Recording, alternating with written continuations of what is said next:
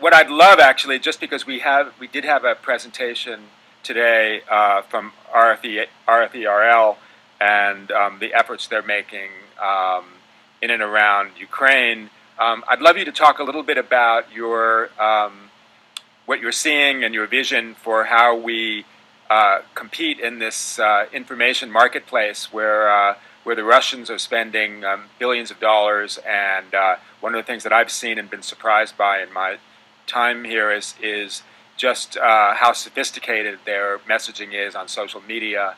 And like you, I thought, well, this is an area that we should own, and we don't really own it. And I think everybody would benefit from your vision of how this is playing out. Well, it's a perfect test case for the environment we're in, Rick.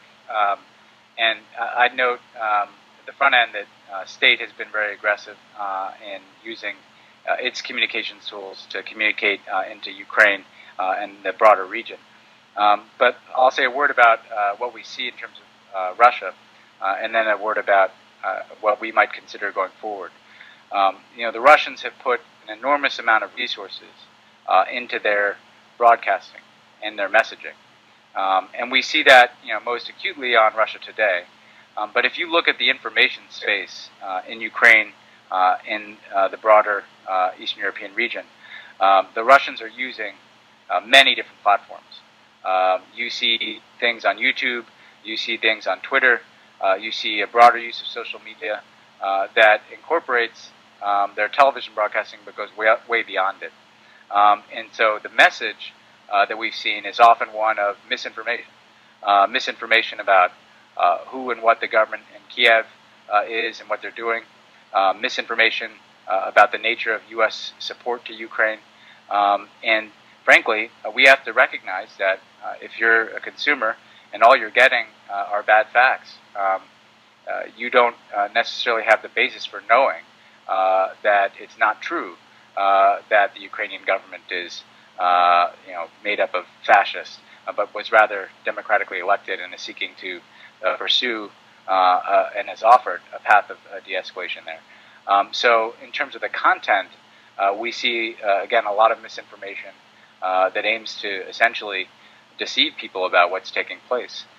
On the other end of the spectrum, as I mentioned, we see the use of many different platforms, not just television, not just radio.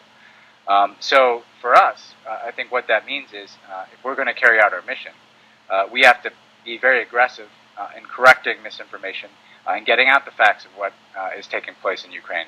The fact that it was Ukraine's sovereignty and territorial integrity that was violated. The fact that the Ukrainian people held a successful election of this new government. The fact that the Ukrainian government had a ceasefire and a peace plan on the table that was rejected by the Russians and the Russian-backed separatists. The facts that we very much believe that MH17 was shot down, not by the Ukrainians, as Russia has alleged, but rather by a surface-to-air missile that came from the territory held by the Russian-backed separatists. So we need the content to push back, but we also need to be on all of these different platforms. We need to be, again, meeting people where they're receiving information. And again, that includes television, radio, but increasingly it includes social media as well.